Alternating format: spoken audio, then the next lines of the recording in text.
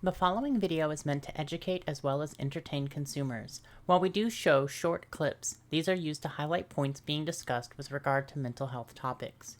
We are licensed mental health counselors who utilize pop culture to educate people in a fun and amusing way with regard to mental health.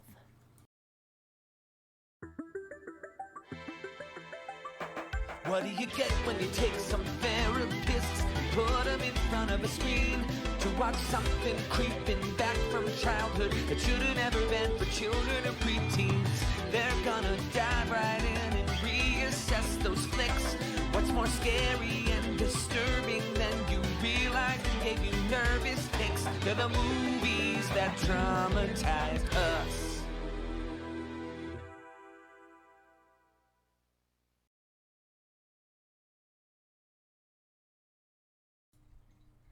Hey everybody, welcome to the movies that traumatized us. Tonight we're doing Goonies and it is season 2. Can you believe it, guys? We're actually on season 2. So with that being said, I hope you like our new look. We changed things up a little bit. I'm Sarah. I'm therapist Nikki. And tonight, yeah, we're bringing you Goonies. Goonies is like a classic 80s film. And by the way, if you guys are keeping count, this is our third Corey Feldman movie. Yeah. It was not intentional. He just happened to be a really big star in a lot of these movies that had a bunch of trauma in it. Okay, I mean, it's kind of amazing, you know, now the more that I think about it, the more I'm just like, I'm really surprised that he wasn't in The Neverending Story. Like he didn't just play the kid in The Neverending Story, because that would have been like hilarious. Ha! Kai, I love it. Oh my god, that is great. Oh my gosh. Okay, new shirt, and we're going to be popping out of a mug. All for you, Kai. Oh, yes, we should totally do that. We should put that in the merch store. Absolutely. By the way, guys, we do have merch. You can totally check it out. We will eventually be updating it, of course. But yeah, we have to do that, Kai. Thank you. You just gave us a new merch idea. Good job. He's probably over there grumbling. Like, all right. If you guys didn't catch our the last episode of season 1, Kai actually guest starred on that episode with us. Yeah, Kai was great. We loved having him on. Yeah, we did Gremlins. That was fantastic. Gremlins was a lot of fun. So yeah, first movie of season 2, Goonies. Did you guys? I hope you guys all liked Goonies. I hope you guys like Goonies. I like Goonies. Goonies is a great flick. I liked Goonies. It was so nice. I watched it 3 times, but more for research and to gather clips. Oh yeah, so that we actually, okay, funny story, guys. We actually had a hard time finding clips for Goonies that showed all the stuff that we wanted to see from the movie that we thought was important to talk about. So Nikki tried to get us our clips and had to actually do it the hard way. So you might notice a little bit of jitter in the camera. You're going to see the phone kind of do this dip thing every once in a while. Because I'm tired of holding it, waiting for like, okay, this is when I press record, right now. Props. Just play Truffle Shuffle on repeat for the next 2 hours. I mean, we could do that. In fact, actually, we're going to talk about the Truffle Shuffle. It's actually one of the things that we're going to bring up, because as much as this is the movies that traumatize us, obviously, if you've been watching the show for the last year, you know that we also go on these weird tangents, and we talk about a lot of other things and a lot of other themes that pop up in the movies when we're watching them, right? Whether it happens to be absentee parentism, parentification of a child, abuse, etc., on down the line, we tend to talk about it. So we will be talking about the Truffle Shuffle and our take on that, too, when we get there. So. Also be talking about parasocial relationships with Mikey and One-Eyed Willie. Yeah, Mikey has a huge parasocial relationship with One-Eyed Willie. Not to be like confused with his relationship with his One-Eyed Willie, but... And the penis references in this movie and sex references is unreal. There's so many. Because we needed a movie that was just like us, full of references and dick jokes. Because we need like easy fodder for setting up sex things, right? Right, exactly. I mean, if we didn't have easy fodder, then would it really be TMTTU? Would it? I don't know if it was easy as David Bowie's bulge, though. I think that was just a given. Well, that and him juggling balls. Right, juggling balls and and of course, not even, just to call back to our labyrinth day there, not even his hands juggling those balls. Somebody else juggling his balls.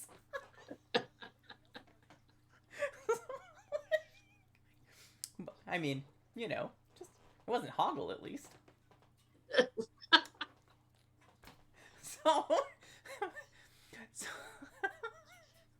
whew, there we go. Yeah, see, we're already on the start. Oh, you guys will notice, like, the nice little title plaque. That's actually our new movie screen, too. So when we show clips, they'll be there. So guess what? There will never be another accidental Rule 34 splash on the media screen. Gosh. What? No more Jeremy and Mrs. Frisbee? No more furries? No more furries on screen. Well, I mean, we might have furries on screen, but they'll be a little more intentional and less get you banned. Right.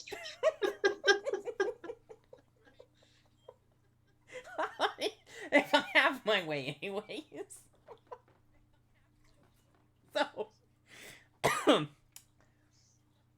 that being said, Goonies, great flick. Popular, full of actually, it's got a really great cast in it, actually, all things considered. And all the things we've already mentioned are, of course, are key things about this movie and when we watch it. I completely forgot what the opening of this movie was like. Yeah, me too. When it opened up on that opening scene, I went, oh my gosh, we just start out with trauma. Right, we did. We literally, Goonies, absolutely, it starts immediately from a place of trauma. And one of the things that we noticed all throughout the movie itself, actually, was that a lot of, as you recall during a lot of our other shows and stuff that we've talked about, trauma always gets wrapped up at the end and kind of diffused by the happy ending and the fluffy music, and everybody's all just, yay, sparkles and rainbows and happy cake and bullshit, right? It's all there. And it kind of erases a lot of the damage and the trauma that happened throughout the movie. One of the things we noticed with Goonies, as we were watching it, is that Goonies sort of tries to do that after every moment of trauma that this movie has in it. They try to erase it with happy music. And yeah, the campy soundtrack and the comedy moments that they have in there totally tries to erase what the trauma and the abuse that's happening in this whole thing, because humans don't feel the emotion just through watching it. They evoke emotion through music. Right. Music is a very powerful thing. That's why we use a lot when we start working with people who get really upset really easy, like loud noises bother them or they're highly anxious. We'll use calming music, right? We'll tell people, listen to music. Put in your headphones and listen to music, because music can help, kind of like smell, right? Music evokes a different sense for you, and it takes you to a different place that's safe, right? So if you listen to music that you like to listen to when you feel comfortable and you feel safe and you feel relaxed, that's what we have you listen to when you're having high anxiety, right? Or you're panicking, because those things can help bring you down, because it takes you back to a place where you feel safe. And so that's what Goonies does after every moment of trauma. They make it really lighthearted and try to erase it with their campy soundtrack. And that being said, since we're talking about the opening scene of this movie, the way this movie opens is with the guy hanging himself. And if you don't remember, I totally had forgotten that that's how this movie opened. And so we've got that nice little clip for you guys to see. Hopefully you guys can hear sound. If you have trouble hearing the sound from the clip tonight, let me know, because it's the first time we've used this system and we didn't get a chance to do a sound check and make sure everything was working the way we wanted it to before we did the show tonight. So without further ado, we'll get to our clip. Lunchtime. The longer you animals bark, the colder your lunch gets. Yeah, Come on, move it out. You two down there. Hey, turkey.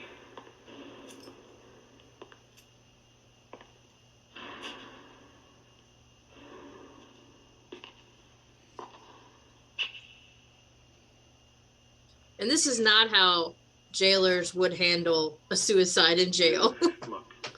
No, it is definitely not. They would have immediately called for assistance.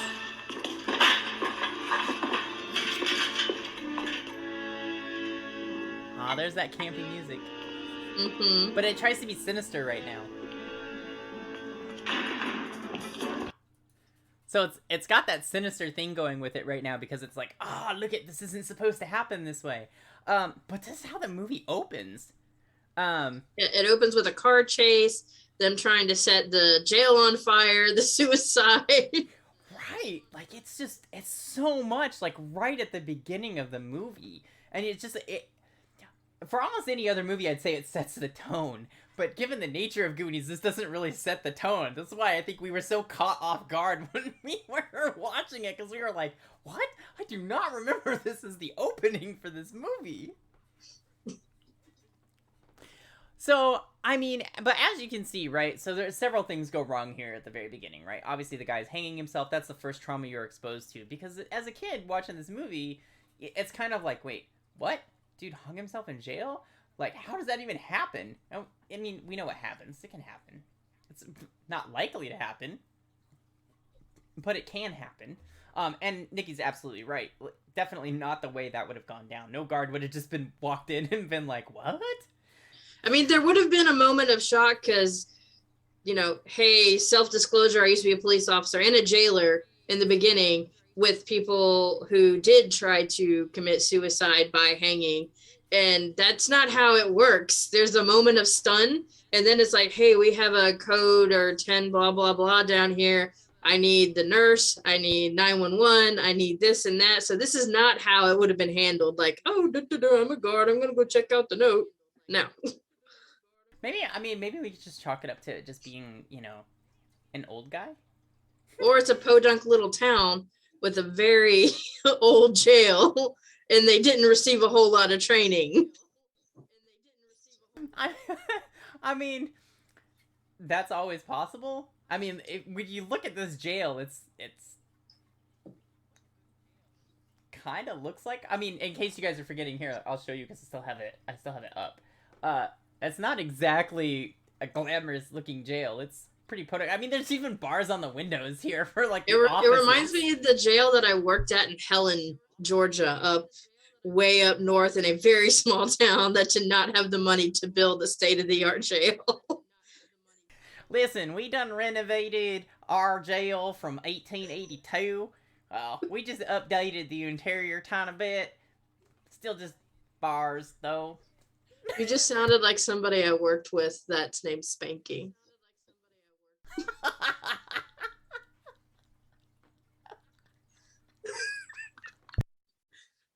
I can't make this shit up, people. I can't. Oh, what do you do? So, from here, we go into a car chase. Yay, fun, right? We get our camping music, car chase. What else happens in that scene? They try to set the jail on fire. We laughed because, of course, that's not how gasoline works. Yep, and you get introduced to all the Goonies in a way of sorts as them doing little vignettes of what they're interested in. Yes, that's right. As the car chase is happening, we come across several of the kids who are part of the Goonies tribe, all doing their little vignette thing. That is absolutely true. It was actually, if you really think about it, it was a very creative way to introduce the whole cast from the get-go. Like we introduced the main antagonists right off the bat, and then we just introduce everybody kind of interspersed.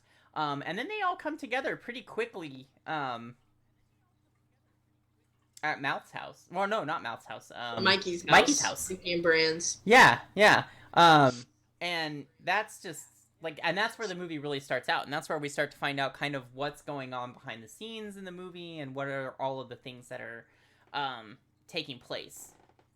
You know, Corey Feldman is really good at playing snarky, annoying jerks. He really is. Because, I mean, Stand By Me, he was one. Gremlins, he was one. And now in Goonies, he's one. I feel like he was typecasted a little bit. Yeah. And in Gremlins, he's the initial cause of all the problems, really. Right? Spilling paint water on Gizmo and causing him to have this pain, which he didn't give a shit about. He's like, oh, okay, yeah, that's cool. I'm going to sit here and read this magazine while while your creature is like bubbling with boils and like just popping off of it. You're just gonna, tell me when it's done, all right? Like, that's cool, man. I'm just gonna read my comic. Okay, thanks. So we get to the house, and the house is really where we see they're kind of like, they have like this really, all of the Goonies, like honestly, like they have kind of a toxic friendship. You all right there? I'm having technical difficulties. Uh-oh. But not with you. It's with my earbud. Not you.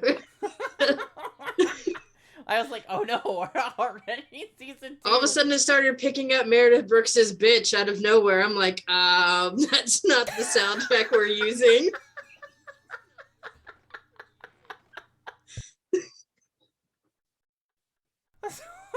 Alrighty then.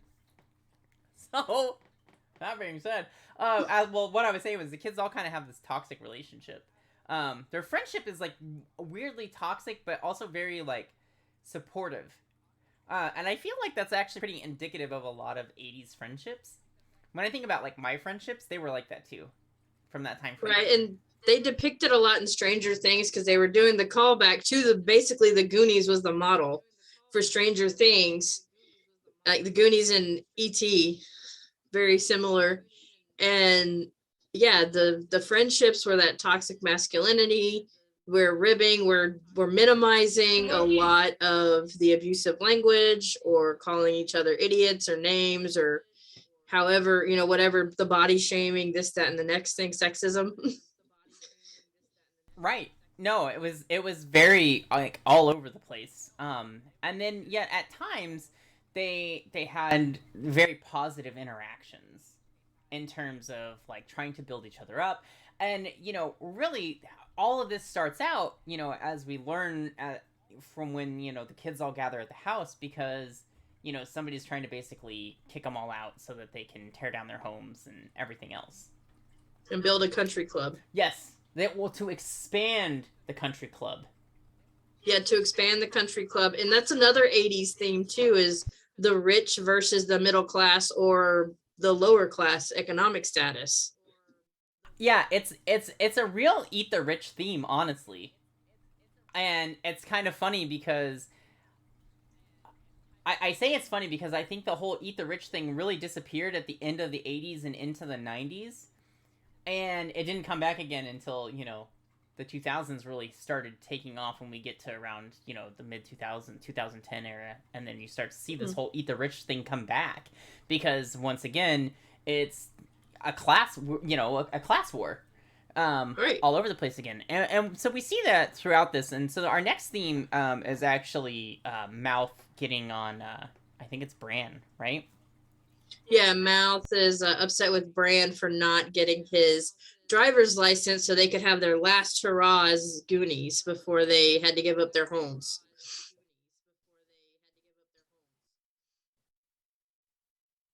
Hey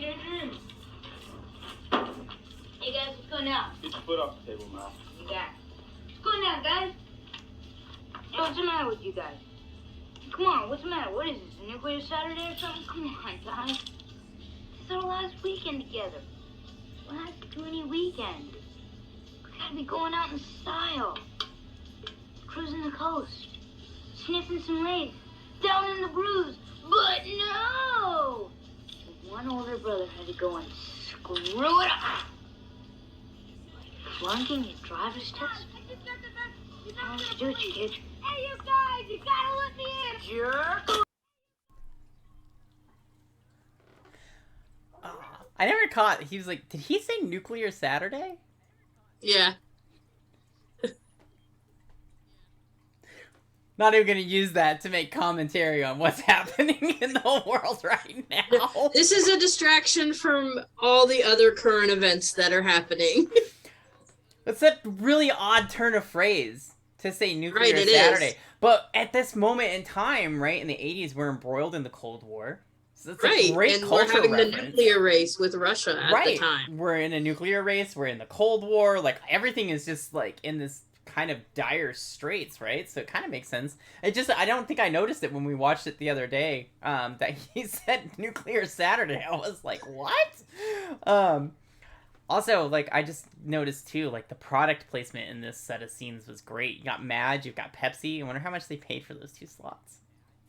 Pepsi paid a lot throughout the movie, and Domino's. Oh, yeah, and Domino's. Domino's was the other one. They paid a good chunk, too. Both of them have a lot of product placement. Mad, almost, like, Mad didn't play for much, because they barely got that, like, their logo shown right there. It was, like, just enough for you to read that it said Mad, and then it was gone, and it was like... Okay, guys. But we see here, like, this is sort of that start. We get the idea of what Mouth is like in this, and like how everybody is already kind of depressed about what's happening in their lives, right?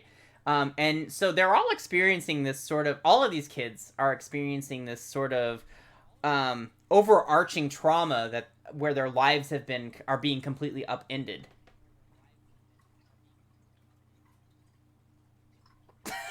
Right. Kai! Oh, Kai!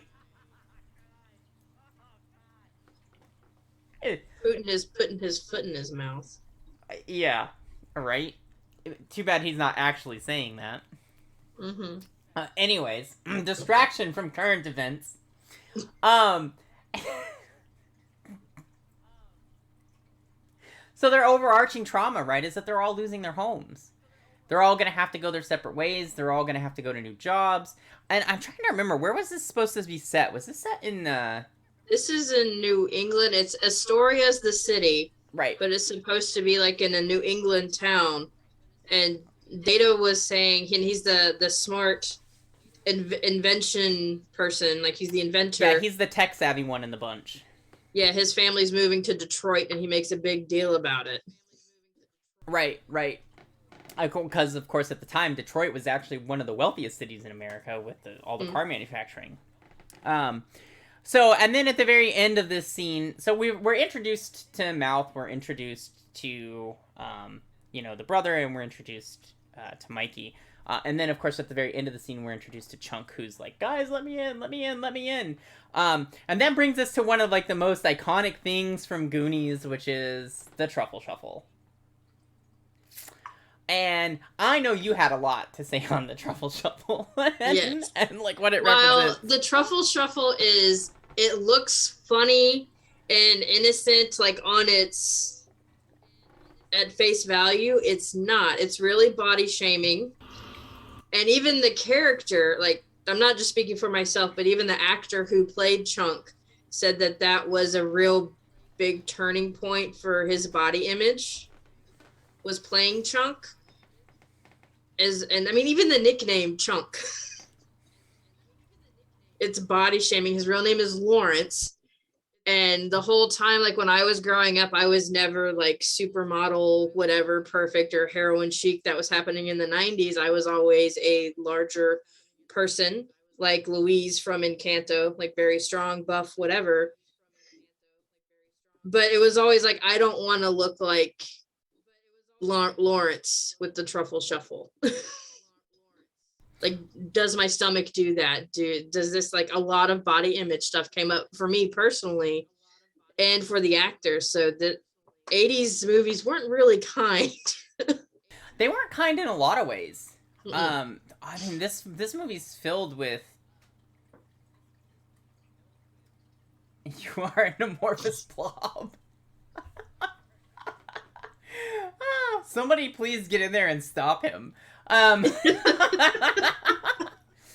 He is the blob. Sorry, that's a reference to Transylvania 65000.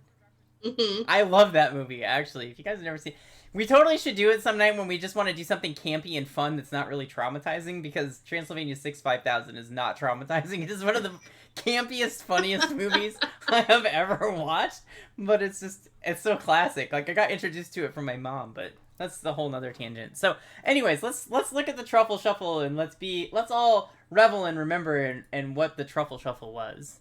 I just saw the most amazing thing in my entire life. First, you gotta do the Truffle Shuffle.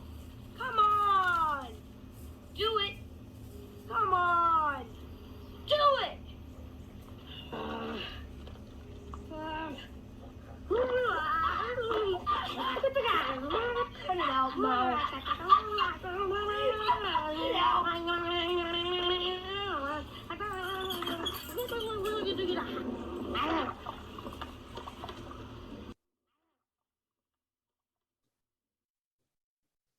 So, I mean, there's a lot of things that happen in this scene, right? First of all, you got Feldman's character who's just being a complete ass. Definitely, I would be like, those are supposed to be friends? In the 80s, I would have been like, yeah, that's totally how friends are. Now I look at that and I'm like, you call that friendship? That's not friendship. That's like, what is that? Is not friendship. That's bullying. It is. Especially when he was like, you could tell he didn't want to do it because he was like, come on. And even Mikey was like, dude, come on, dude. Don't make him do it. This is ridiculous. Right.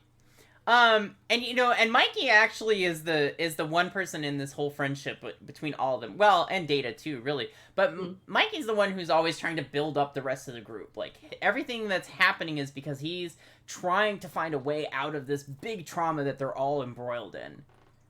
Even though he incidentally ends up traumatizing all of his friends through this process. But that's besides the fact. You know, he really is set out to try and help his friends, to try and do the right thing. But he's living proof that, right, sometimes our good intentions can go way afoul, and a lot of bad things can come from that. And we'll see that as the movie progresses. Like, we see how everybody gets kind of thrown into these situations because of his desire to help them. That could be really bad. And, like, this is a perfect example, and I didn't even think about this until just now, actually, which is kind of funny, of him just trying to white knight everything for his friends. He's very much a rescuer. Yeah. Enabler of like, oh, well, dad can't make the money, so we're going to do it for him because he wasn't smart enough to figure out how to use the map. But in our infinite middle school and high schooler wisdom, we can do it. It's that can-do attitude, right? Yeah, we'll the just 80s pull ourselves can-do up by our attitude. bootstraps and we'll just go do it where nobody else could. We're smarter than the adults. I love that one. And it's, but here's the thing, right? And what I want to point out with that statement in and of itself is that's not to say that sometimes kids aren't actually smarter than the adults around them. As adults, we tend to get into our narrow view and our narrow track. And kids have a tendency to be much more open to the possibilities or the meanings behind something in a way that we don't always decipher it, right? Kids have this great tendency to read between the lines and see things beyond where they're at, whereas adults have a tendency, and I don't mean all adults, let's be clear about that, have a tendency to only see the literal in what they're interpreting. And they don't leave room for imaginative growth, right? One of the things I do with my own kid is I try to remind them that as they grow up, they don't have to stop being a kid. That being a kid is something that's okay to be even as an adult. That an adult is just a big kid with a bit more responsibility. Sometimes a lot more responsibility. But the idea is that translating fun and keeping fun and keeping that kind of spirit alive can take you a long ways. It allows you to be open to different possibilities. It allows you to see things in a different light. And that's kind of the thing with Mikey, is he's always looking for that other place to see from. He's always looking for that different interpretation. Right. As an adult, we're taught we don't play. We don't have these imaginative things. However, it's been shown to improve depression and anxiety, as well as increase relationship connection if you are willing to keep that childhood imaginative state. Right, and just being an imaginative kid, it goes a long ways. Being an imaginative adult goes a long ways. I'd be terrible at my job if I wasn't just a giant kid. I mean, we just started doing like tabletop role-playing groups, and that's teaching people how to play. That's part of our job, is as adults, we're teaching adults to play. Right, and I love it. It's because it's one of my favorite things to do is just to play. Like, anybody that knows me would attest to that. I mean, most of my time is spent playing games. That's where most of my money goes, let's be honest. Oh, yeah. I mean, if it's not games for me, it's games for the little, you know? Like, and even then now I keep finding myself buying games that are for both of us. Which is good. It's a good way to connect. It is. But she won't play video games.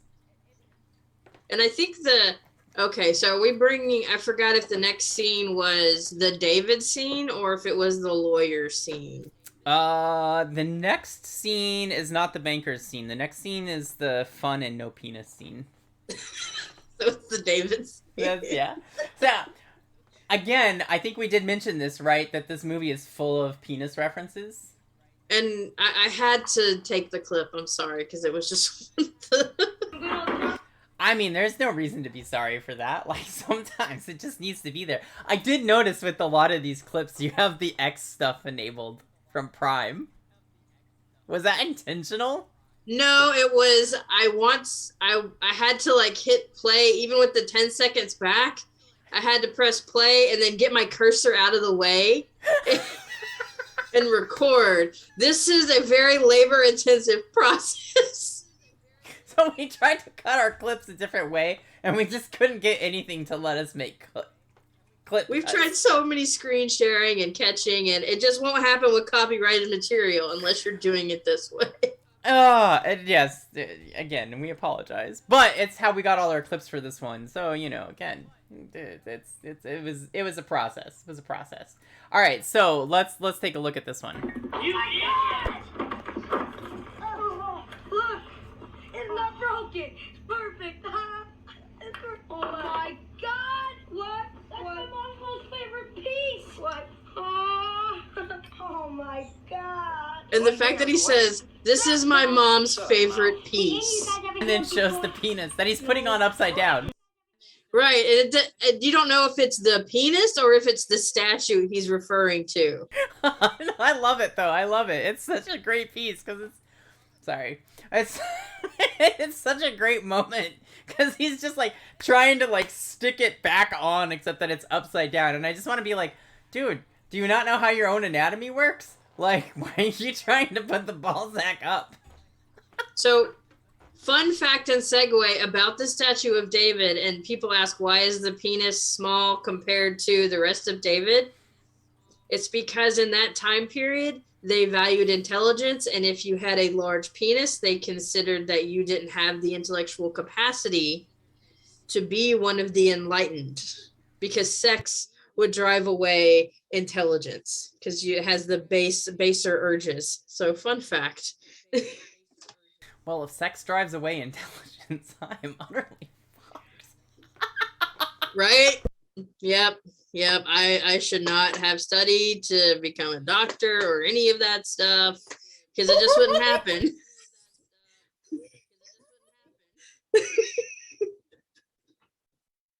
Guess I better drop out of my doctorate now.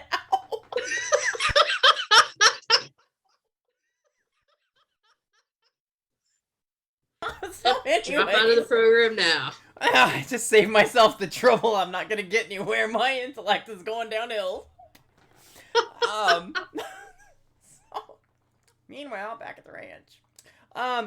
So, you know, I love this because this is like a pretty classic moment in this movie where they just try to be lighthearted and fun. And it's great, right? And all just because there's so much. Harmony Gear allows you to show off your geeky, yet possibly freaky side. We have our exclusive Movies That Traumatized Us merchandise. Show off your pride for your favorite podcast, as well as needs for freaks and geeks here at harmony-gear.creator-spring.com. A lot of 80s movies, a lot of movies in general, and I talk about this with all of our movies, really, is about how we remove the trauma. And this is one of those ways, right? Fun. Being lighthearted. It's a way to distract you from everything else that's happening.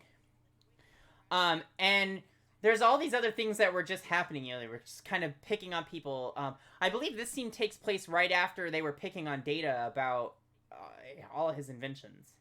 Mm-hmm. And so, you know, and you can see, like, in this clip, it's funny where you stopped it because you've got Feldman side-eyeing him right there.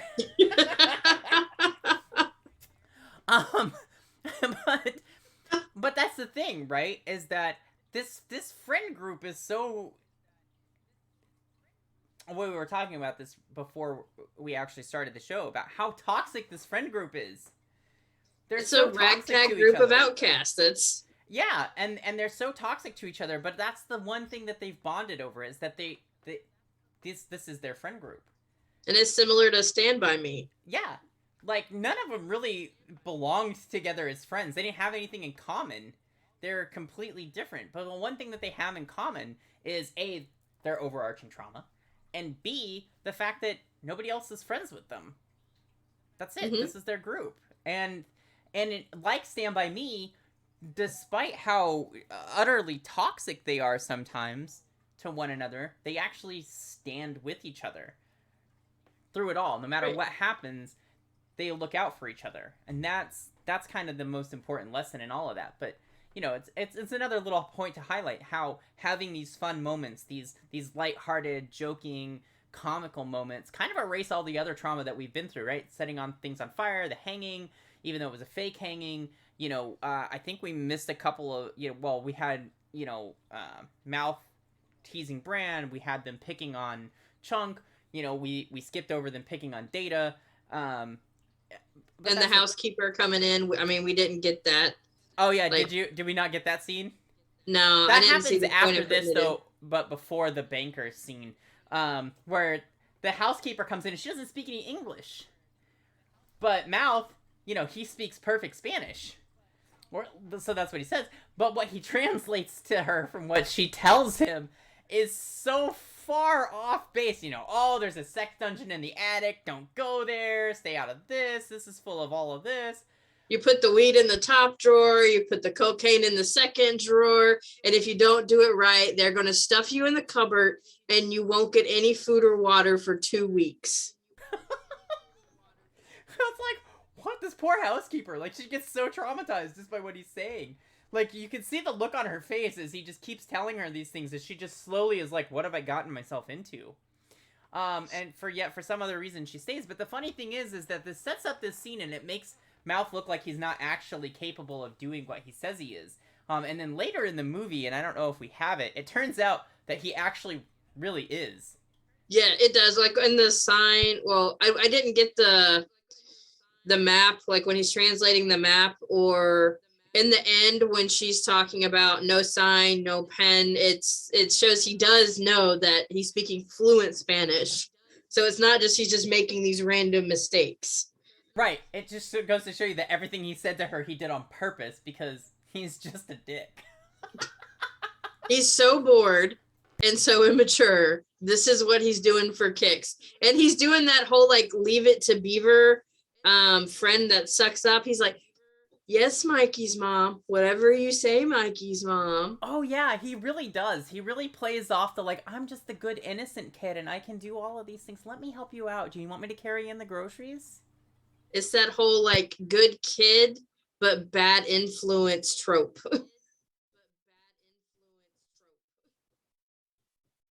So after this, we meet the people who are causing all of the trauma.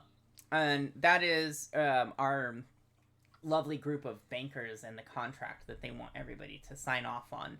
Who are members of the country club. Right. They just happen to be members of the country club. Because they're all hoity-toity, don't you know? What I really like, though, later is we find out just how poorly constructed the country club is. Yep.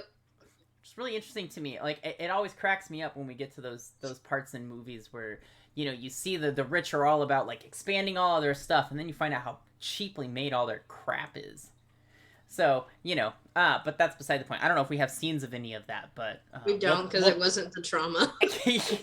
Yeah, it's when they were wandering around... Well, there was moments of trauma interspersed with all of that. Mm-hmm. Because that's when, like, the ground was falling apart, and they were trying to get places, and they were relying on these things that were just cheaply made. But there were lots of comical moments from it, and the whole time we were watching it, I remember being like, that's not how pipes work. Right, that's not how they work at all. And if that's how the city is constructed, then they've got a whole lot of infrastructure problem that it needs to be condemned, right? And rebuilt. Seriously. All right, so these are our bankers. Love them or hate them. Take your pick out there.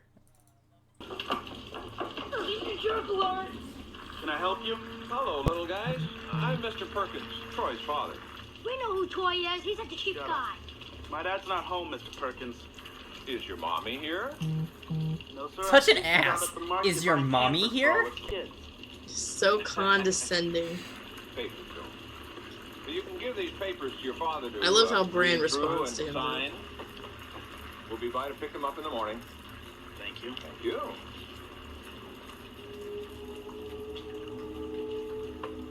Brand, what is all that stuff? It's Dad's business. But what is it? I told you it was Dad's business. Look at him smiling. They can't wait until tomorrow when they focus on all the whatever you call it. Trash the green dot. Look at Bran They wrecked trying to our house keep by hoping to boundaries make for it a his sand trap. dad. And never get their balls out. You know, I think it made me lose my appetite.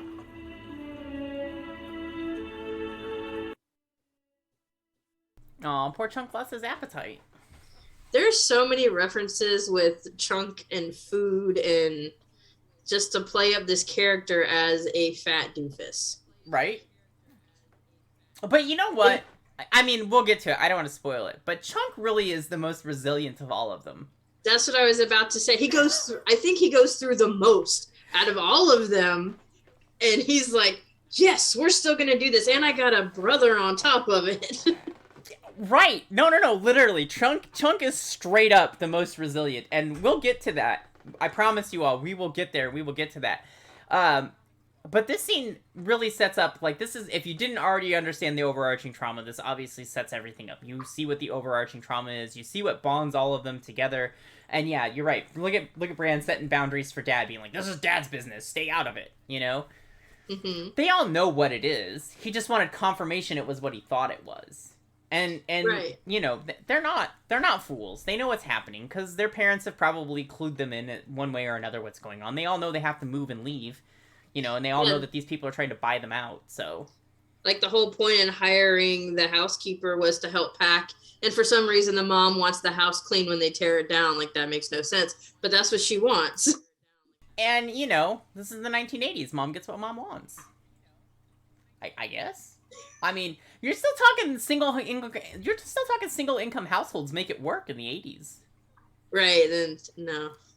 Like, But this also, is, I think, this like, is the last, I just want to point out for our viewers, if you don't know, this is like the last decade that single income households could actually operate. Right. And Bran almost has that parentification too, because it's obvious that Bran and Mikey are latchkey kids. Very much so. So the dad is working at the museum and being the curator, and mom is doing whatever mom is doing, and Bran is left to parent Mikey. Well, And all of his friends. Yeah, and all of his friends. And the thing is I don't think mom actually has a job, because when we first run into mom, she's got a big old laundry basket. And it's the same day, which means mom was home and doing, or, you know, maybe she was just out running errands. Maybe she went grocery shopping. No. Yeah, she went grocery shopping with Lucida, the housekeeper. Yeah, exactly. So, yeah. So the next scene we have is Troy being sexist, and then also some bullying of Bran, I think. Troy's like that stereotypical rich kid. Yes. Daddy buys my way to all of this stuff. Very much so. So this is our next one. Troy! You touch that mirror again, I swear to God I'm gonna smack you in the face. And this also sets up our love interest. What is he doing? No wonder he can't get a license. Didn't catch that line either. No wonder he can't get a license. I don't think he took the title plaque down. Brands, can we give you a ride somewhere? Huh? No. Thanks anyway, though. Yeah, Walsh. Let us give you a little ride. Hold on. Here we go.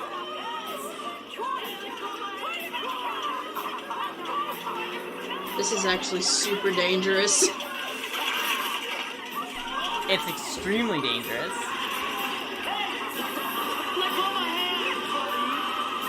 Like, he could have killed Bran. And probably in reality would have killed him. Yeah, that fall's no joke. Yeah, not even just the fall, but the bike falling apart. If the wheel would have caught, it would have put him under the car or had him go having severe road rash and concussions and all kinds of stuff happening. Oh yeah, for sure. I mean, that moment alone is pretty traumatizing for him. For the audience, not so much like, but for like the person who it would happen to, that moment alone, I would have never been able to like, ooh, no. Right. And I and did some stupid shit in my day. Right. And the part that we kind of missed was Troy trying to look down Andy's shirt with the mirror. And that's why she's saying, you know, I swear to God, Troy. But then we see him move it to like her skirt line. So he Right. can, yeah. Because just 80s douchebaggery, I guess. Like 80s sexual harassment and objectifying right. and presenting individuals. Right. So from here, this is the point where the Goonies, you know, they've already picked up the map out of the attic. They've made their way out into the world, and they find the place that the map was kind of pointing them towards. Mm-hmm. And they run into our antagonists again. So our first group of antagonists. They run into them again, and this is the part where where Mama starts threatening Mouth. Lots of water. 4 waters. Is that all? No. I want the Villa Scalapino. I want a Sultane Alfredo. A bottle of Fettuccine in 1981. The only thing we serve is tongue.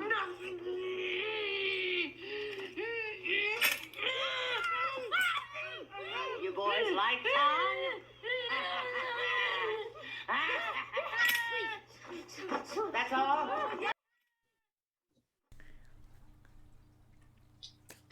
All I can say to this scene is, what the fuck?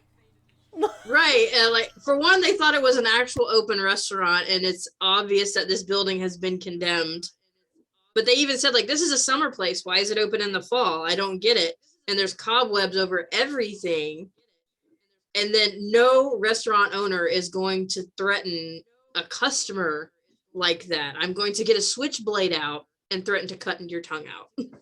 I mean, this scene alone, like, there's so much trauma in this scene. And, like, you feel it. Like, I'm just sitting here watching it again. I was like, God, that is so harsh. Like, I'm laughing about it because it's just how I deal with, like, damn, that was fucked. Like, it's like, on some level, it's like, well, yeah, Mouth got what he deserved because he's being his typical idiotic jerk self. Oh, yeah, absolutely. And all of his friends are like, stop, you're gonna get hurt. And he didn't listen, and he just kept being mouthy, and then he paid the price for it. But, I mean, come on, that's not... No kid deserves that kind of treatment. And nobody deserves that kind of treatment, right? But we're talking about hardened criminals. Right, we're talking about definitely antisocial personality disorders. Just, yes. All three of the Fratellis most definitely have some kind of antisocial, fuck the law type of mentality. Oh, absolutely. Absolutely. And we can see very clearly in just this scene, like, how abusive the mom is. So if she's willing to treat random kids this way, I mean, if I was in her position, I would be like, hey guys, you know, we're not open yet. Hey Kai, thanks for coming, I appreciate it. We're not open yet, you know, you guys will, you know, we're still trying to get the place cleaned up and ready for business again. Sorry if you thought we were open. It's best if you just move along. Like, that's how you turn people away if you don't want people getting involved in your shit. Not threaten them with a knife. Yeah, not threaten them with a switchblade, and we'll get to it where she talks about the chains and things for Sloth, and yeah, when we get Sloth, is a whole other I think that's coming up next with Mikey seeing the abuse of Sloth by Jake. Yeah, actually, that is the next scene. Is when we finally. This is our introduction to Sloth. And, you know, who's also a Fratelli, but we also find out that, you know, not quite the same.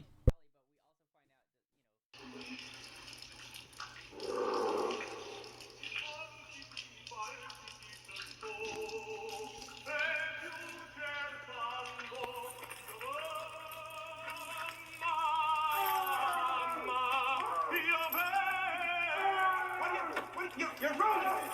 You're ruining it! Feast, I need you. Look at the feast I need. Want to eat it? Hey, have some. Come on. You'll get something. You don't leave me any choice. You don't leave me any choice.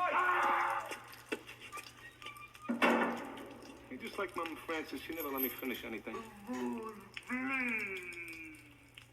Una furtiva lagrima negli occhi.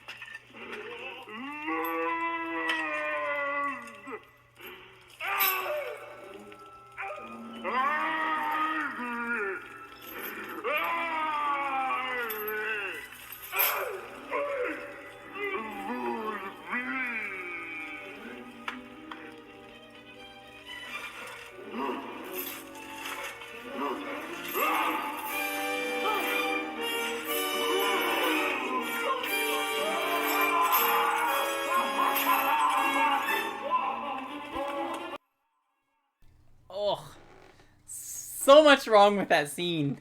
So many things to pick apart. It's just it's awful. The level of abuse and neglect in that scene just kills me. Like, so much.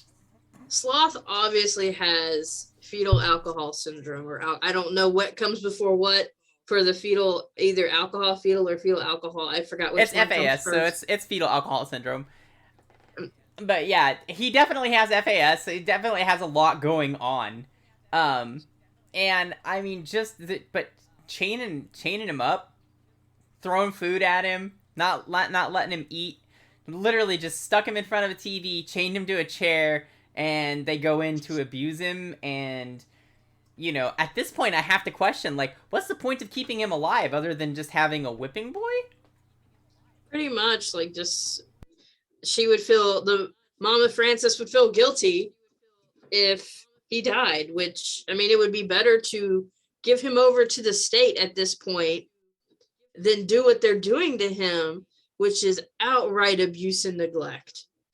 I mean, if you ever needed a more perfect example of what, like, intense abuse and neglect looks like, ding, ding, ding, ding, ding, ding. Just like, chained him to a chair, throwing food at him, and having him watch old movies all day long on the television. And I would love to say that this is just a trope that we do to, like, show, like, bad parenting, but we know this happens in real life. That's the part that makes it even worse for me. Like, yeah, for people who do not understand how to care for someone with special needs like this, instead of getting help or having them go to a place that can care for them, they just neglect them because they don't want to deal with it. It's not even having somebody with special needs. They just do this to kids they don't want. This is true, yeah. Or if their kid is unruly and they don't discipline them because they're not actually meeting the kid's needs. Mm-hmm. This is, I mean, we have perfect examples of this all across the country where we see this happening all the time, where the kid was locked in a closet in a dog cage. Mm-hmm. What? Yep.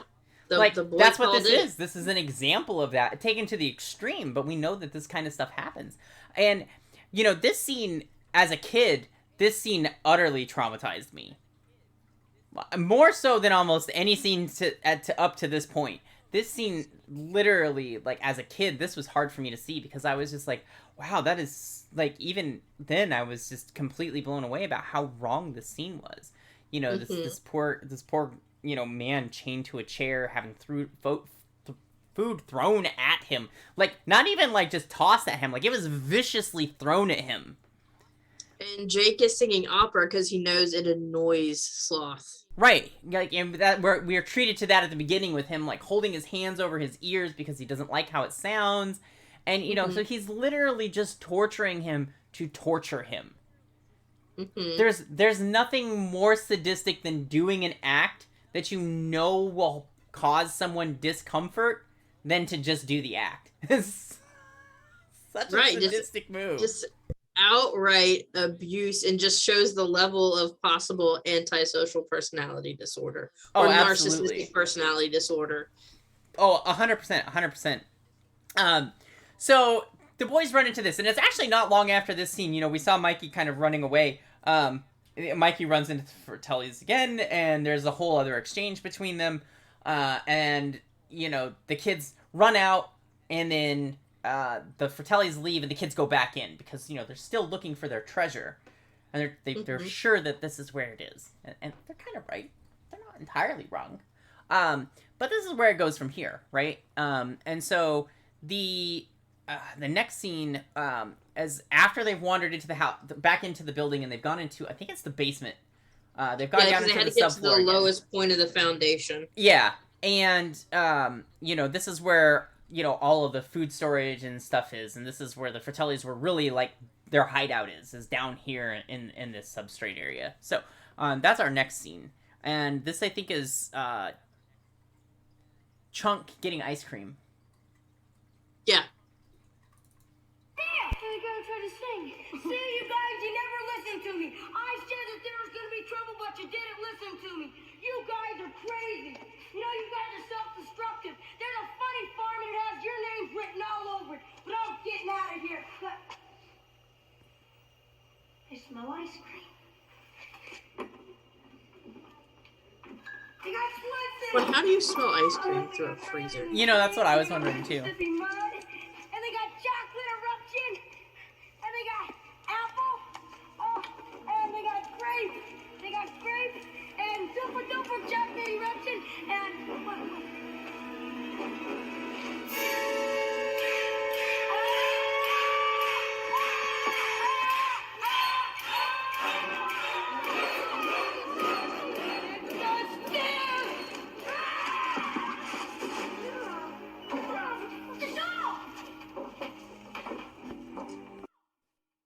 And then, of course, the bad guys are back. They're all screaming and yelling about a dead body. Next most traumatizing scene that you could come across. Like, let's just have a dead body fall on us. Right, like the kids discover this body's been shot in the head. It's in a freezer, and it just falls out. Right? Like, just, oh. And the next scene kind of shows how Chunk gets separated from the group, which I would be traumatized by this if I was his age. I'm inclined to agree with you, and we'll go right into it because everything that these next like 4 clips pretty much happen close together. So we'll go right through them, starting with this one, because now Chunk is being sent off to get help, or they want Chunk to get help, and so.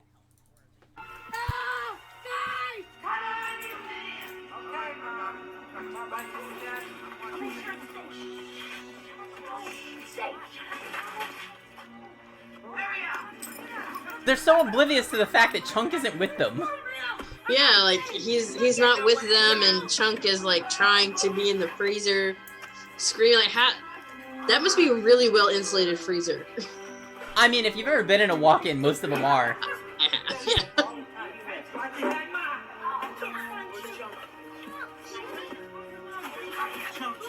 But that's the first time we hear, where's Chunk? Right. And isn't it Bran who's like, where's Chunk? Yeah, it is. All of Chunk's friends aren't even aware that he's missing. The parent of the group is like, where is he? Where's Lawrence? I'll show you a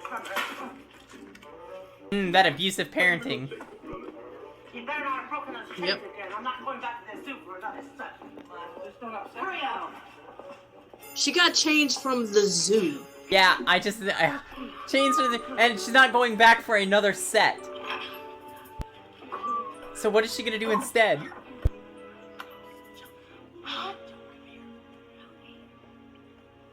are you doing down there? Go get the police. We're in some serious shit here. We gotta get the police. So here they're asking Chunk to go get the police. Chunk's now been separated from them. They're down in this extra area below, and Chunk, stuck coming out of the freezer, and they're like, yo, go get help. We're not gonna bring you down here with us. Go get help. How the hell is he supposed to get out and get help? So that's gonna lead to this scene, inevitably. Look, mister, I need a ride. My friends and I just had a run-in with these really disgusting people. You might have heard of them, the Fratellis. Well, we found their hideout. And could you please take me to the sheriff's station? I can describe all 3 of them.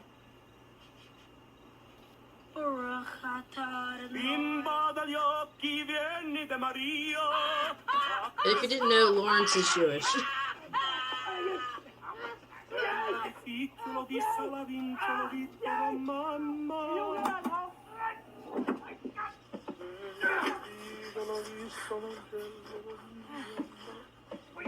And Jake just doesn't care. He's just singing Italian opera while they put Chunk in a chokehold next to another dead body. Yep. And then we go right from Chunk being captured to this next scene, which this is the scene. Well, we'll talk about it at the end, but this is yeah.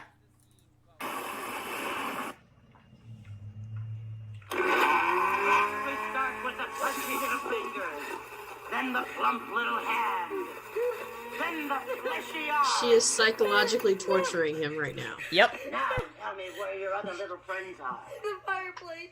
Don't lie to me. Honestly, we went over to Mikey's dad's place and we found a map that said that underneath this place there's buried treasure. Don't give us none of your bullshit stories, huh? Hey, kid. I want you to spill your guts. Tell us everything. Everything. Everything. Okay, I'll talk. In 3rd grade, I cheated on my history exam. In 4th grade, I stole my alphabet toupee and I glued on my And this is where the camp is coming in to cover up the fact that they are torturing a teenager. Threatening to liquefy his hand in a blender. And they turn it into camp by having him talk about everything.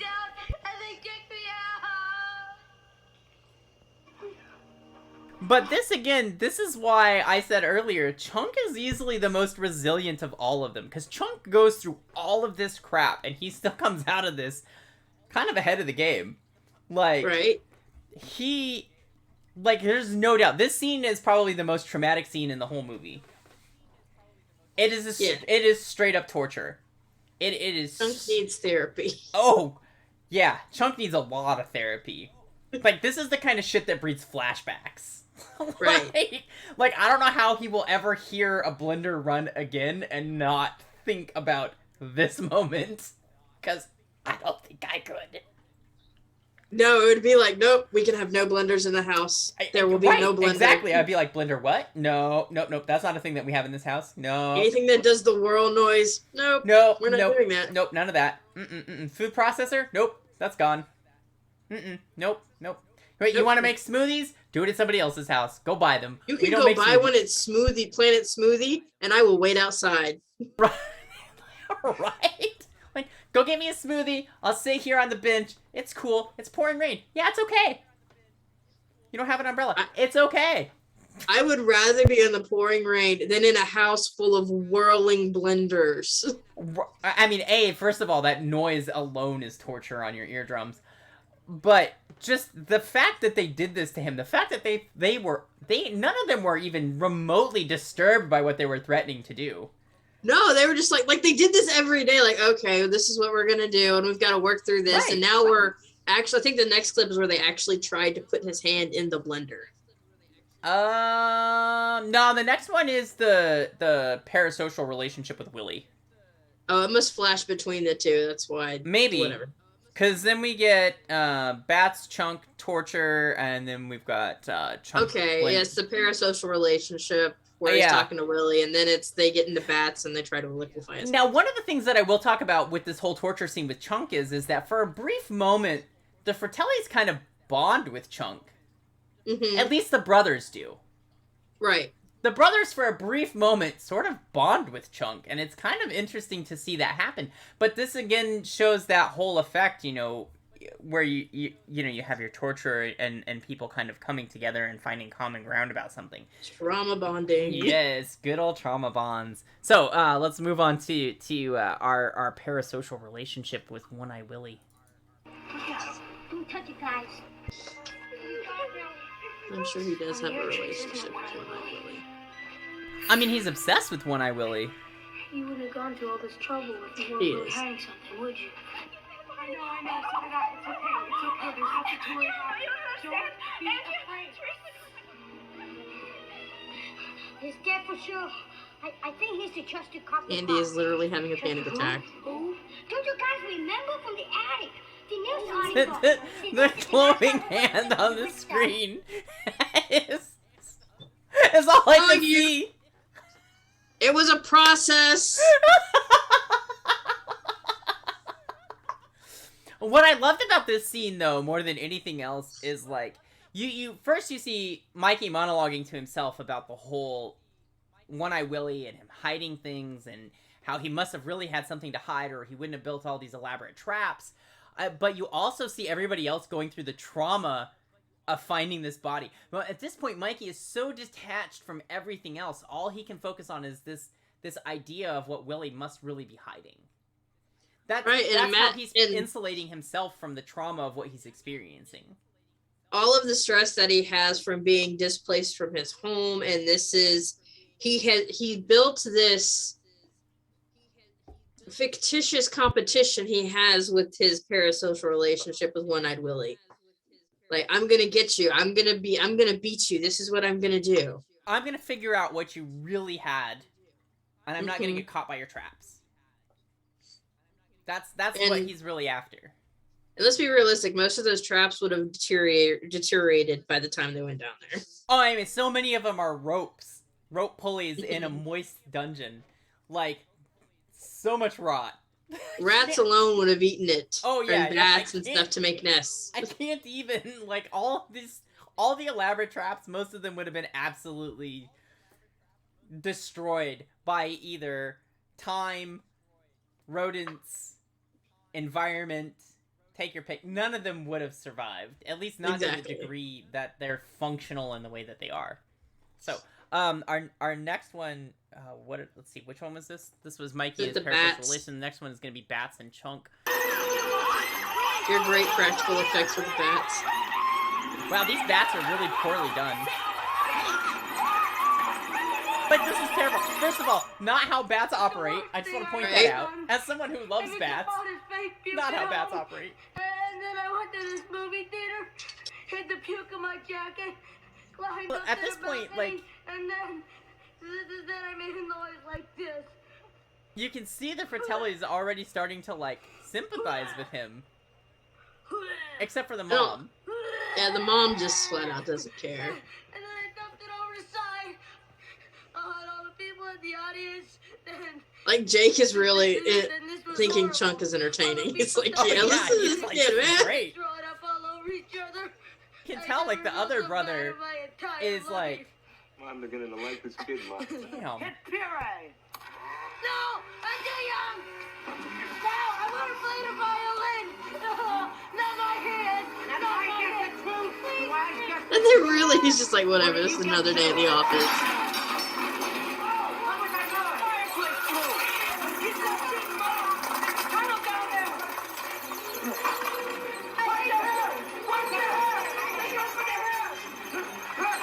What's your name, Mom? Hey, Mikey, if you can hear me. Forgot the toupee part. What the heck? Don't wear a hairpiece.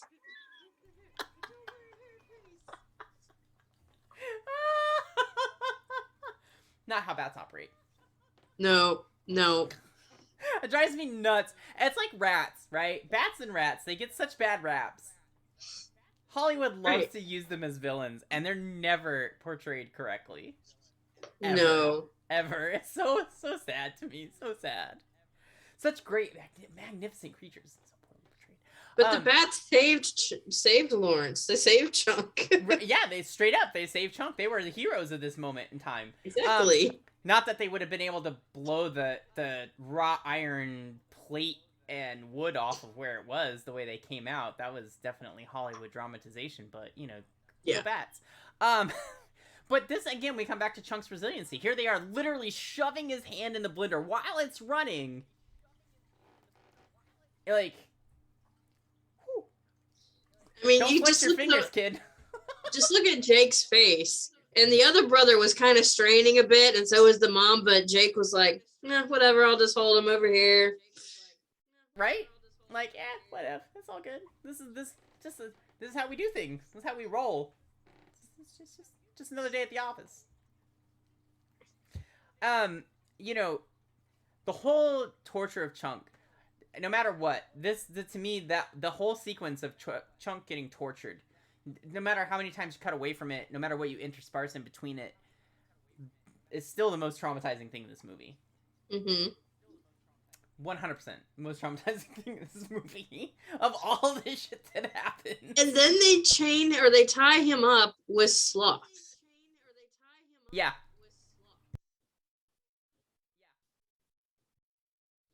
So that's our next scene, is him bonding with Sloth.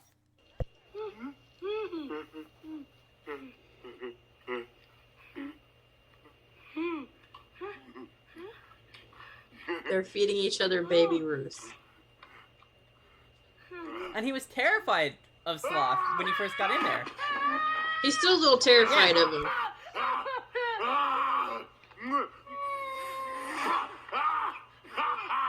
Because Sloth has not learned how to... Giant.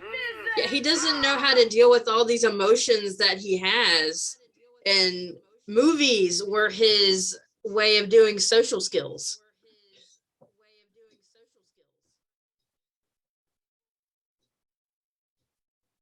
Your sound went out, Sarah. I can't hear you. Oh, there we go. Movies can teach us a lot. Don't get me wrong. But the problem is that movies teach an over-exaggeration of things. It's like anything that we get from a media source. If we're getting it from television, if we're getting it from the radio, if we're getting it from movies, if we're getting it from video games even. And I say this knowing I use video games a lot to help teach skills sometimes. They're an over-exaggeration of society's values, mores, beliefs on what we want people to hold close and what we want people to do.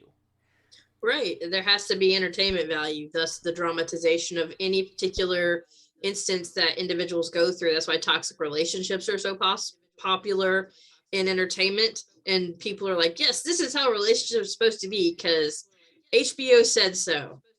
No. Right. And how often do we have to combat that view of toxic relationships? All the time, right? Like, no, that's not healthy, right? Oh, we don't need to communicate as long as we have a good meet cute and we have similar interests and all these good things happen in between all the bad stuff. That's not, no, stop. No, that's not how it works. Hard break.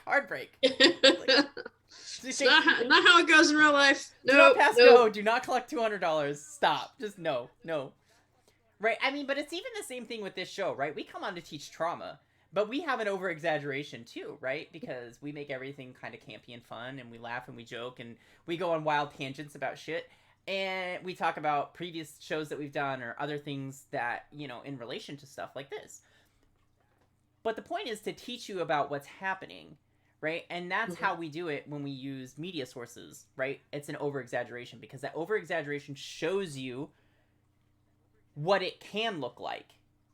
Yes, either it's an overcorrect, like this is what a overly healthy relationship looks like, or this is what a really toxic relationship looks like, but we're making it campy and fun because it's a romantic comedy or it's an adventure and this, that, and the next thing. But really it's glorifying sometimes codependency, which we point out a lot of times. Absolutely. And then we wonder why we're constantly dispelling it. So I caution you to, like, you know, one of the things, we never really talk about it on the show, but I do caution you to kind of look at things with a critical eye when you're watching things and say how much of an exaggeration is what is being shown. Don't take the fun out of it, obviously. We're not trying to take the fun out of it by any stretch of the imagination. But sometimes if you think, if that's where you want someone to learn a value, right? With my kiddo, I have that conversation all the time. Hey, this is an over-exaggeration. We wouldn't really do it this way in real life, right?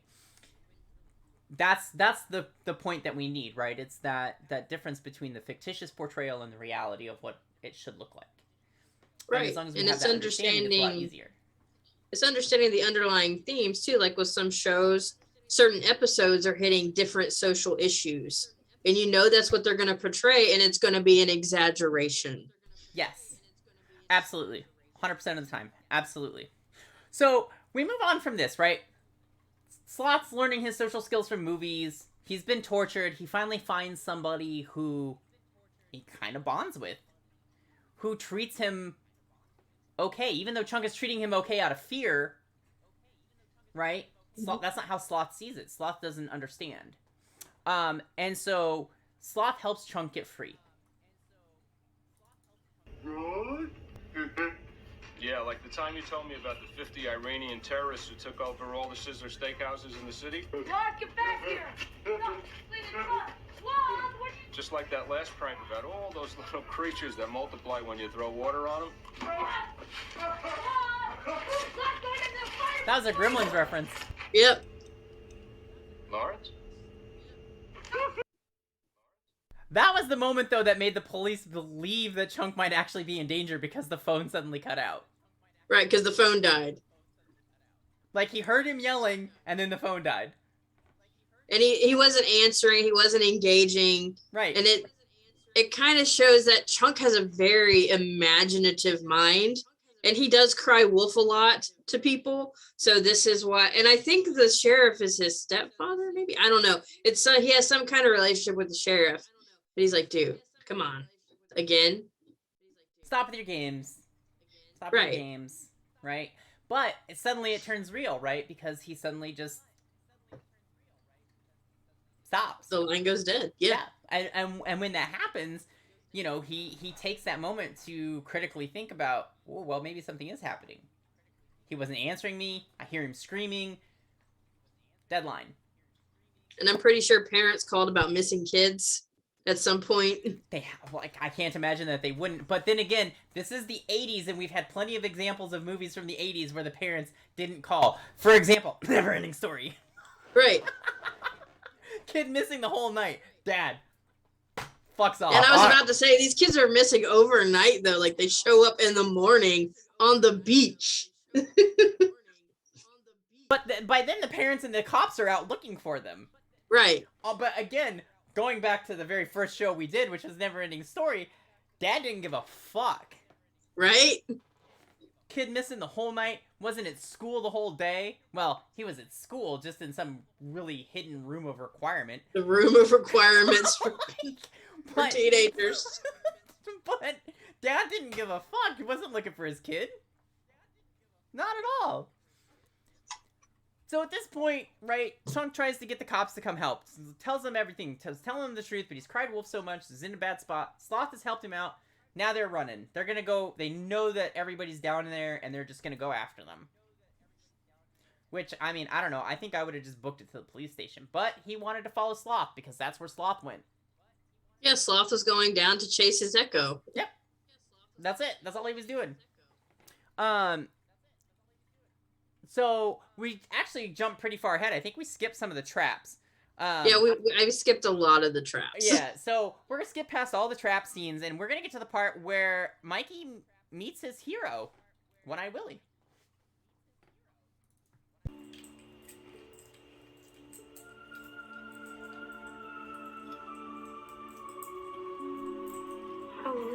Also, I love that some of these things are, like, these skeletons are still posed.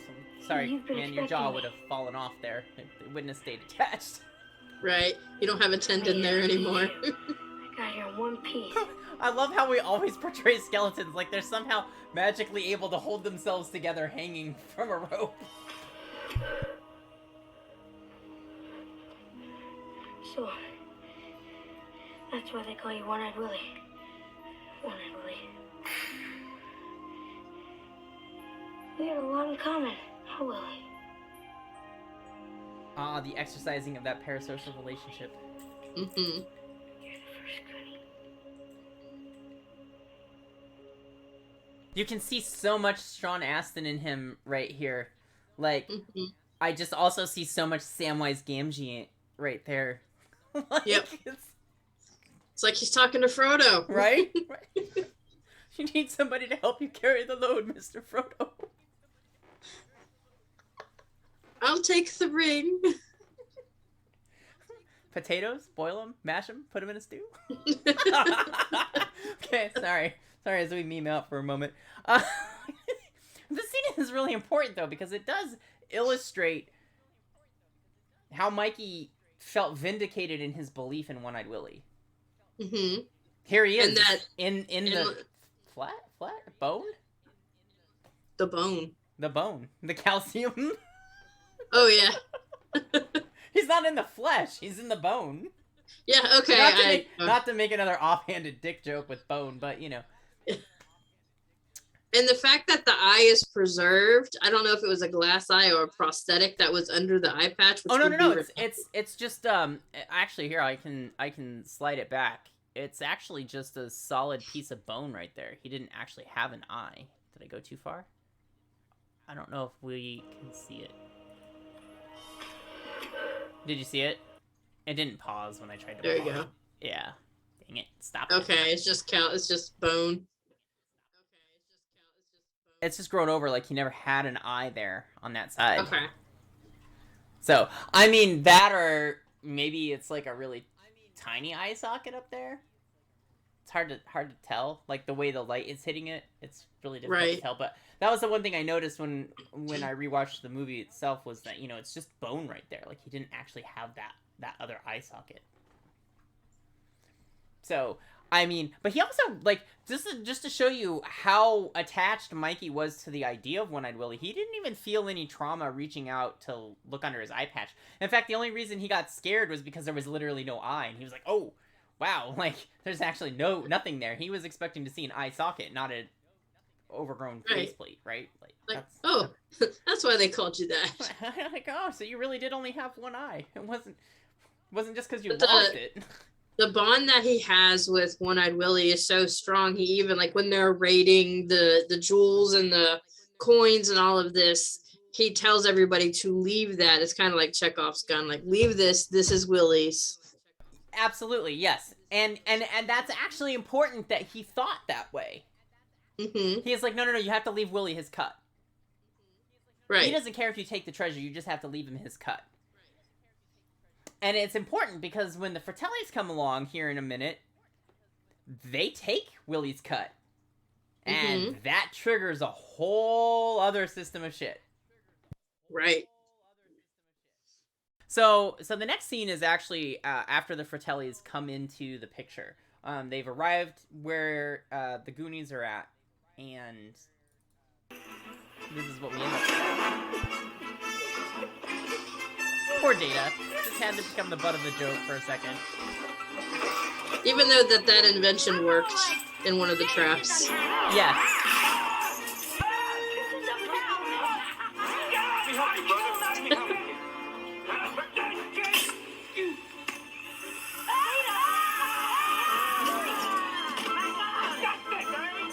So that's where Batman got the idea for his grappler gun. Exactly. Yeah, we'll play pirates. Now walk the plank. Get out on that plank. Say goodbye to your little friend.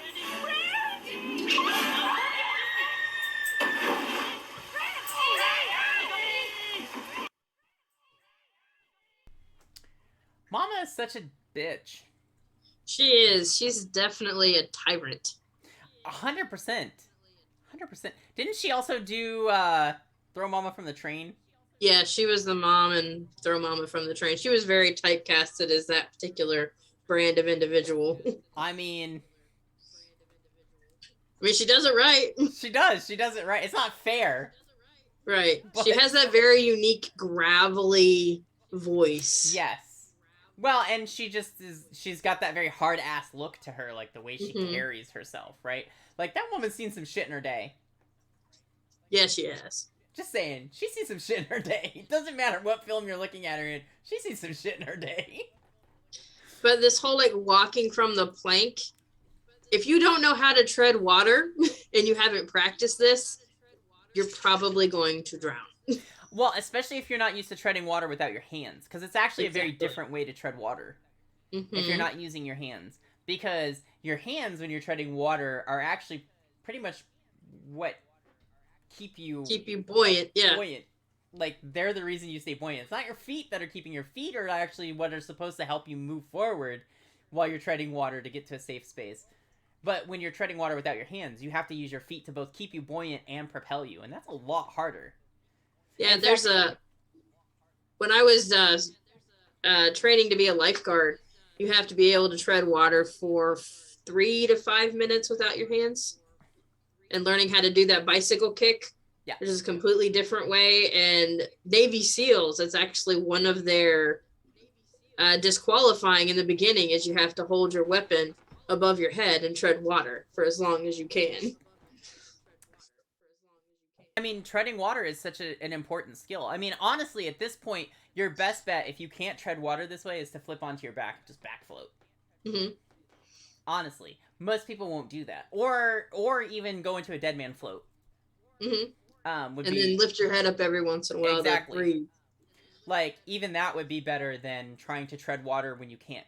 Unfortunately, when you're panicking, you know, you're going to try and do what you can't do, and you're probably going to end up sinking to the bottom. Right. If you haven't trained and put it in your muscle memory that this is what we do when this happens, you're going to go back to what you know when you panic because you're in lizard brain. Right. So one of the few things when I was teaching the little, when I was teaching the little to swim, one of the first things I was teaching was, hey, listen, if you reach a point where you tire out and you can't swim, you need to float. It's okay. Just float. Learn how to float. That's a hard lesson. Floating is very unnatural. It's interesting that babies do it automatically, though. Right? When they go in water, they roll on their back. Like, that's an instinct that they have. Yep. But as you get older, it goes away for whatever reason. And you're just like, I can't do it. And it's like, yes, you can. No. Relax. Relax and float. My limbs went stupid. I don't know what to do. So, poor girl pushed off into the boat. We skipped the scene where she makes out with she makes out with Mikey and she thinks it's Bran, and it's like, but what happened to your braces, Bran? Like, so the next scene is Sloth taking back his power, which I think is a really important scene to see. Mm-hmm. And we're nearing the end, which actually we're like right on time. We're actually a little ahead of schedule.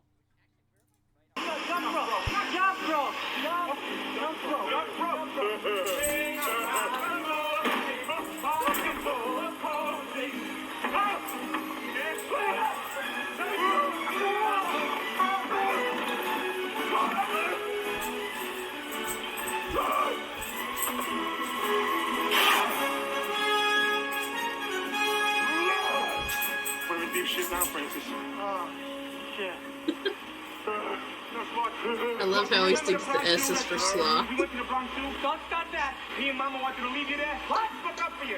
We never been to the Bronx too. You remember the time we were gonna get your teeth fixed, and we spent the money on Francis's toupee? I don't wear a hairpiece. When you run past it, you find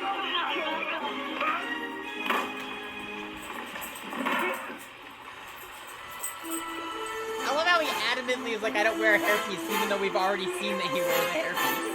Right.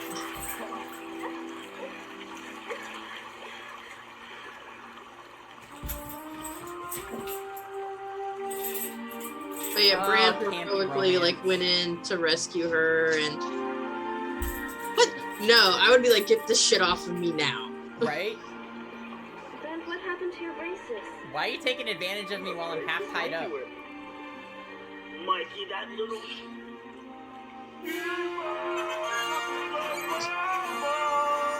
Also, where did all the steam come from? Hollywood.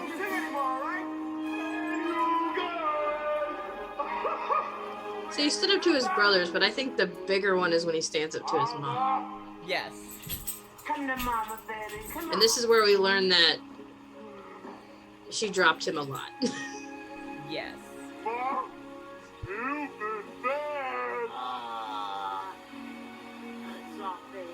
I may have been bad. I may have kept the chain to that road, but it was for your good. I did it all for you. I wasn't trying to be mean to you. Yeah, sliding. When you were little, rock-a-bye baby on the treetop. When the wind blows, the cradle will bar. When the bar breaks, the cradle will fall.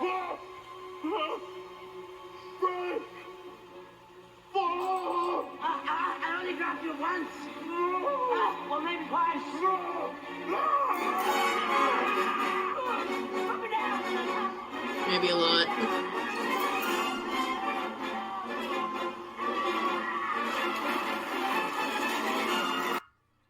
That water is way too blue. That's my takeaway from that scene. That water is Definitely way a too blue. soundtrack or a sound stage. Sloth really does take back his power right here. Like, he recognizes what has kind of happened to him.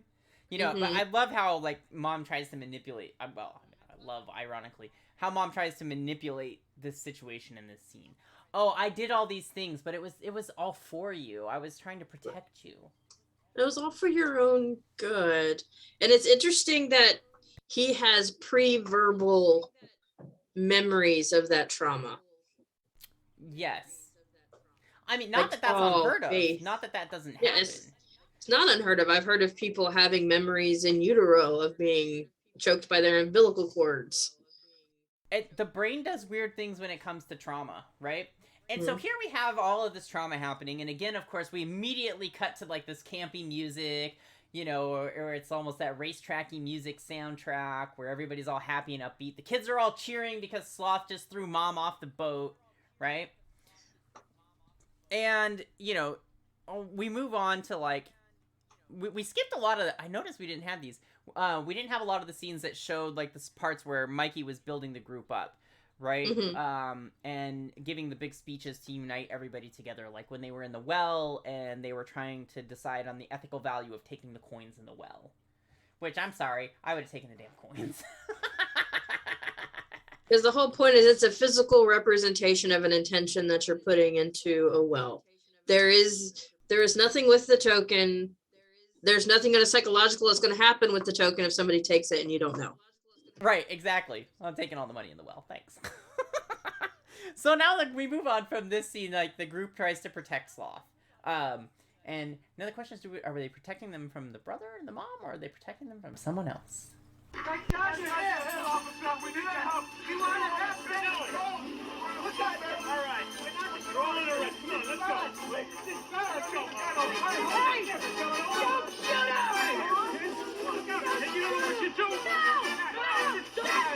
Oh, dominoes.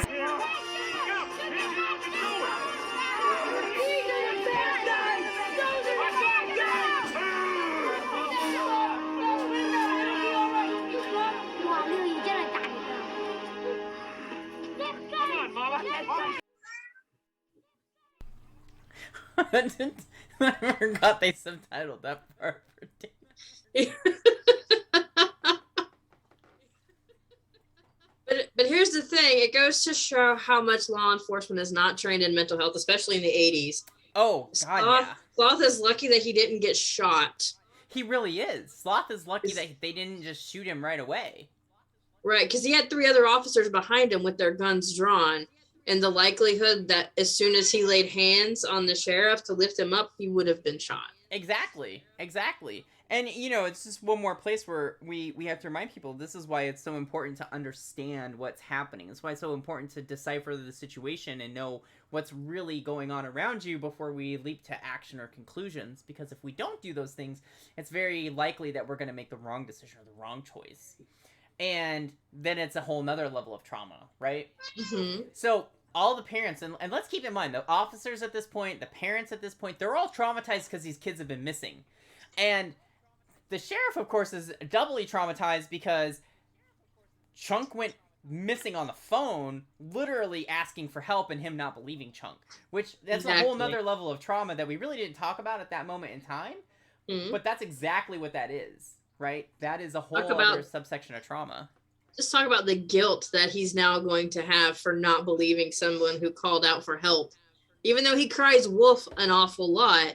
So that's the great thing for that fable of being like, you need to take this stuff seriously. And if it's real, yes, call out. But if it's not, don't, because it's not a game. Right, absolutely. Because, you know, we just never know. And sometimes it's fun to crank, right? Sometimes it's fun to make those kinds of pranks. But we have to remember that there's an inherent danger in that. And so, Sloth is very lucky that nothing happened. Nothing untoward to Sloth happened here, because it could have. You know, and of course, all the kids jump to his protection and rescue. You know, to try and point out that he's not the one who was the bad guy. And let's keep in mind, too, that that's not always going to help. Because then you could inadvertently put yourself in a dangerous position. Exactly. And so, you know, the kids themselves really ran afoul of that one and got very lucky. And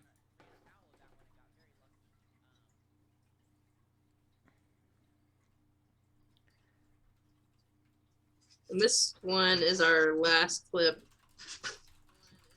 Sorry, I had something pop up and I needed to answer it. Yeah, so the last clip is this one here.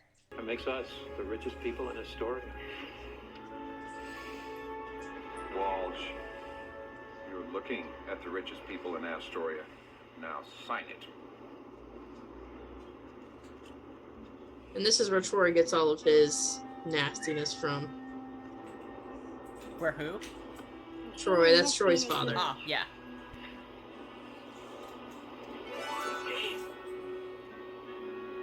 Ay, Dios mío de mi vida. Ay, Dios mío de mi vida. Ave María Purísima, mira nomás. Ay. What are you saying, Alvin? What are you saying? Señora, más. No firmen. Mira nomás que tesoro. No pen? No pen? No what? No right? No firmen. Mira nomás. No what? No sign. No sign. No sign. No sign. No sign. Ay, señor Juan, mira nomás. Señor Juan, mire. Deme la mano. Deme la mano. Senor, give me your All that hand. beautiful costume jewelry. I know. Roll that beautiful resin footage. Or plastic. That's Patrice forgot to check it. See, I emptied out the marbles and I put the jewels in. We don't have to leave the Goondots. There'll be no more signing today or ever again. So I'm just gonna point this out. Mikey's dad looks like a Who from Whoville. He kind of does. I also was going to point out that was a lot more paper than he initially threw up in the air. I was just watching, I was like, where'd all that extra paper come from? Hollywood magic. Magic for humans. Which is a great show if you've never seen it, by the way. So this is the point. Like, we wrap up the movie again in the same way we wrap up all of our movies that are high trauma. With a fun, campy little ending where everybody comes out ahead and there's no latent signs of trauma. In fact, they even see the ship sailing off into the horizon, which made me laugh because anybody worth their salt would have already been mobilized in a damn boat to go out there and get that thing. Nobody would have let that just hit her off. The sails would have been so dry rotted. Oh yeah, they would not have been able to sail anywhere.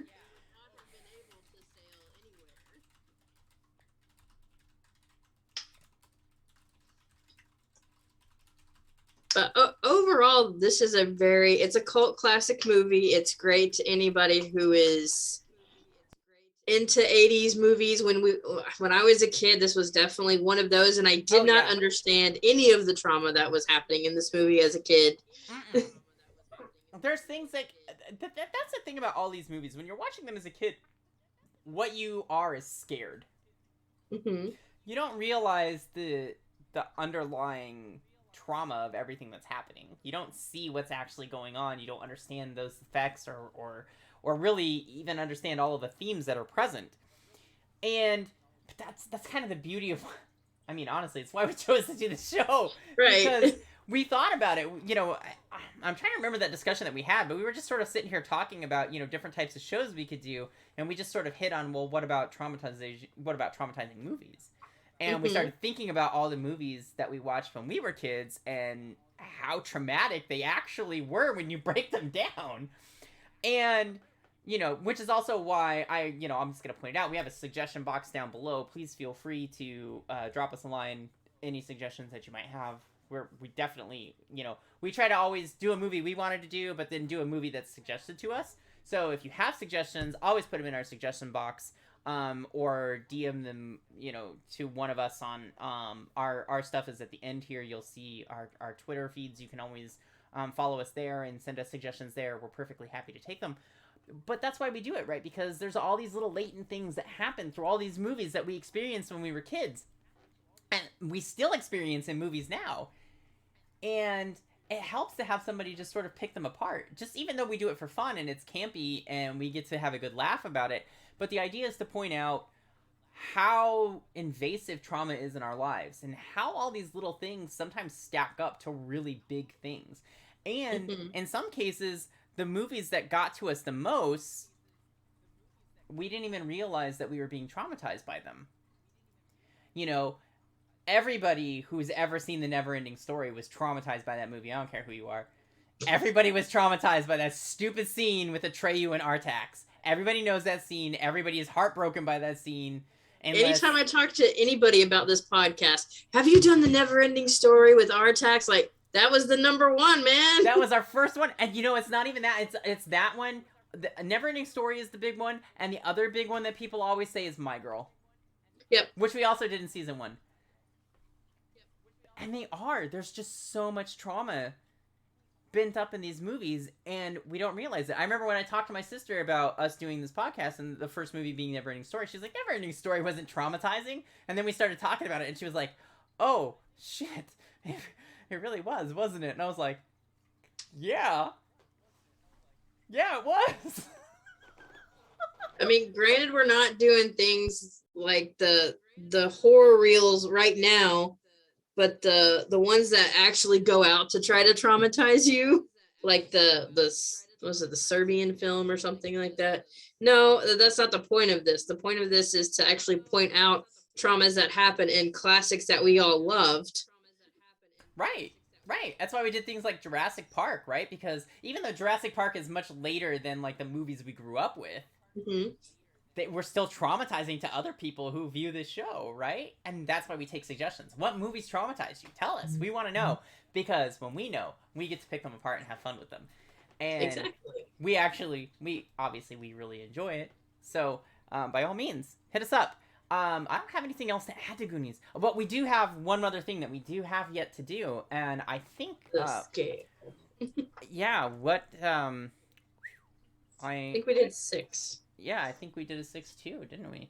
And that was really the thing. We always think about it when we start talking about our movies, and you know what is the number that we think that they represent or is represented best.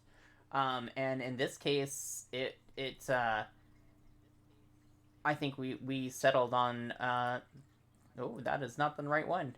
I think we settled on the number 6. It'd help if I put my my mouse in the right spot. Well, I feel like the title plaque is much better oops than Rule 34. Yeah, the title plaque is a much better oops than Rule 34. No more Rule 34 oops. That won't happen again. We learned. I've got that one fixed. That won't happen again. Altering the way we run this show for season 2. Make sure of that. For all of you who might be disappointed by that, I'm sorry. Go back and watch the season 1 shows. Oh wait, that was edited out of them. It was blurred, but you can get the point of our reactions of, oh, you actually have that on the screen. Okay. Totally intentional. It's what happens when I forgot where my media screens were, and I just, I was like, it's got to be out there, and I went searching for it, of course, while we were running the show, because that's just my brain for you, right? Not gonna lie, got the ADHD going on, and my brain was just like, nope, gotta go find it right now. We gotta prove this theory correct. Yep, there it is for all of us to see. I think we did get, besides the stuff in our suggestion box, I think Kai asked about Fern Gully. Someone asked about Fern Gully. Oh, I think it was Kai or Kuma that asked about Fern Gully. Fern Gully would be another good one. The Rescuers. Rescuers. We like to do animated films. Honestly, guys, animated films are fun because there's so much trauma sometimes in animated films. That's why we did The Last Unicorn, Land Before Time. Oh god, we got All Dogs Go to Heaven. We didn't do that one yet. Yeah, we haven't done all the Don Bluth films. Fuck Don Bluth. Yeah, Secret of NIMH, Don Bluth, Land Before Time, Don Bluth. We didn't do Fievel, American Tail. We didn't do American Tail yet either. So look, see, we've got a whole slate of movies, and the only movies that we actually have planned are Halloween and Christmas movies. Those are the movies that we always know what we're gonna do. But in the meantime, guys, always please drop us suggestions. We would really appreciate it. And as always.